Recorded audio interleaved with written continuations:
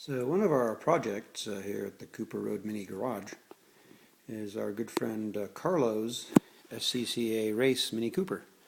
It's based on a 1968 Mark II Cooper S and runs a pre-A+, not an S-type engine block, the later improved 1275 with some pretty nice parts. Has a little issue here that we discovered on the track day at Thunder Hill, namely the valve cover tends to fill up with oil under certain operating conditions, holding high RPM for a while. And with the compression of this engine, it draws it through once the guides are all submerged and results in quite a smoke screen being laid down to the point where it gets in the cockpit, interferes with vision. So we're really trying to solve this, and the first thing to check, of course, was to see that the rocker shaft, being one of these full roller, great big needle roller bearing style, has the oil restricted. And in fact, we find that all the right things have been done here. We can see the little plug there installed with about a 30 thousandths hole to allow a much smaller volume of oil than would be allowed by the standard setup, which of course is just in the later ones, a sintered arm on a shaft without even a bushing. Very durable package, by the way, but typically race car setups here, these are 8,000 RPM and higher. And you can see the valve springs are all larger diameter than stock, requires trimming down these pedestals to clear these huge valve springs.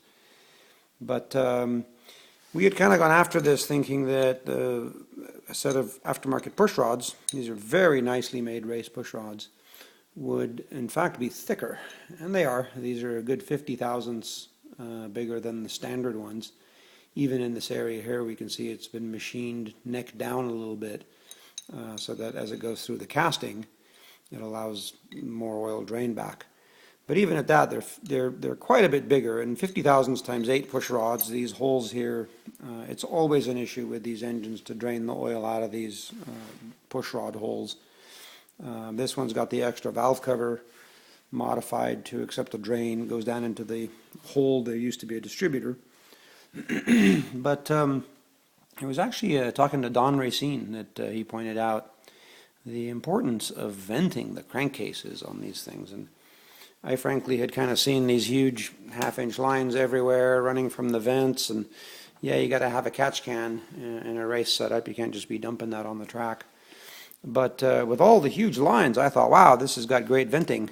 But he says, well, have a close look, because really what happens is sustained high RPM, the bottom ends of these things is quite a pump. And you'll fill, the crankcase will get pressurized to the extent that the oil trying to come down the available drains will be slowed down quite significantly. These little small tubes in particular just stop working because you have so much pressure in the crankcase trying to come up through the valve cover that any oil that's making it down now has air rushing up past it, slowing it down significantly.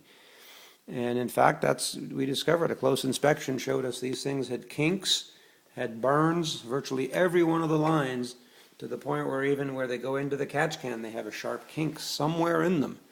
And so you hold 7,000 RPM for 45 seconds, and the crankcase pressure prevents the oil from draining back, and even the restricted orifice in our little rocker shaft there in the pedestal isn't enough to keep this from filling up with oil and just causing it to go down the guides with our 14-to-1 compression engine.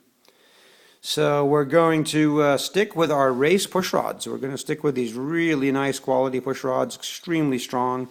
When you do a comparison here, it's worth just a quick look, because this is a common thing that seems to come up. Look at the tops of these.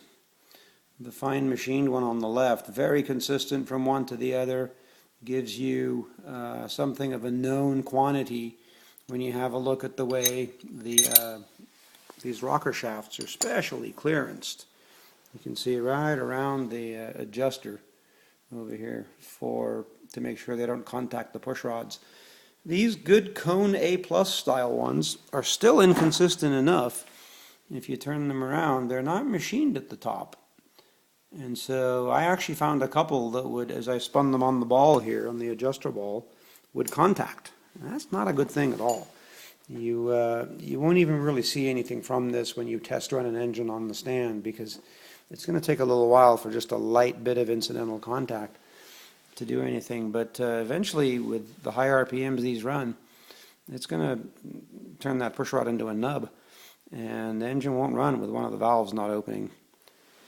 At least it won't run well. So we're sticking with the race set here. I think with the extra venting, we're adding a vent to the fuel pump opening. All these steps are the right ones to take, and I think we'll have an engine that will work just great and keep our good push rods that are broken in to this roller rocker setup. All right, we're going to put this shaft back on here and get our valves adjusted and get this back together and hopefully be ready to test it in a few days.